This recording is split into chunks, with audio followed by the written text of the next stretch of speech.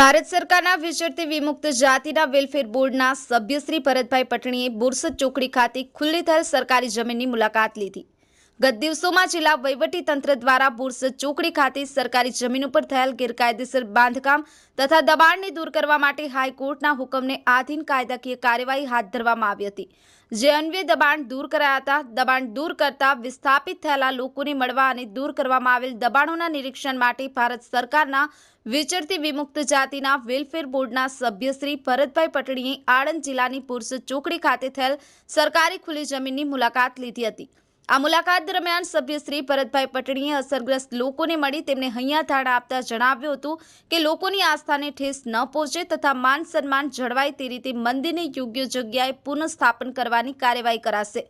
તેમણે વધુમાં અસરગ્રસ્તોના અગ્રણીઓ દ્વારા એક સમિતિ બનાવી તેમની જરૂરિયાતો તંત્ર સમક્ષ રજૂ કરવા જણાવી તેમની સમસ્યાનું નિવારણ થાય તે માટે શક્ય તમામ કાર્યવાહી કરવામાં આવશે તેમ જણાવ્યું હતું।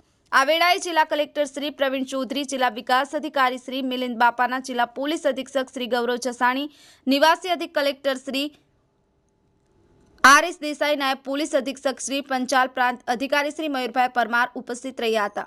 નસરુદ્દીન મલેક, દી મિરર ન્યૂઝ, રમેશ સત્યની। નમસ્કાર મિત્રો, હું ફિરોઝ ઈરાની આજે તમને એક નવી વાત કરવા આવ્યો છું। દીવ મિરર ન્યૂઝ જોતા રહો, સબસ્ક્રાઇબ કરવાનું ભૂલતા નહીં અને શેર કરવાનું પણ ભૂલતા નહીં। સત્યની સાથે જોડાતા રહો। નમસ્તે મિત્રો, હું છું ચાંદની પરમાર। આપની મનપસંદ ચેનલ એટલે કે દીવ મિરર ન્યૂઝ ચેનલને લાઈક કરો, શેર કરો અને ફોલો કરો, અને હા, તેમાં દરરોજ તાજા સમાચાર જોવાનું ભૂલશો નહીં। દીવ મિરર ન્યૂઝ દરરોજ લાઈવ અપડેટ, ગુજરાત રાજ્ય, દેશ દુનિયાના તમામ બ્રેકિંગ સમાચારો નિહાળો દીવ મિરર ન્યૂઝ ચેનલ પર।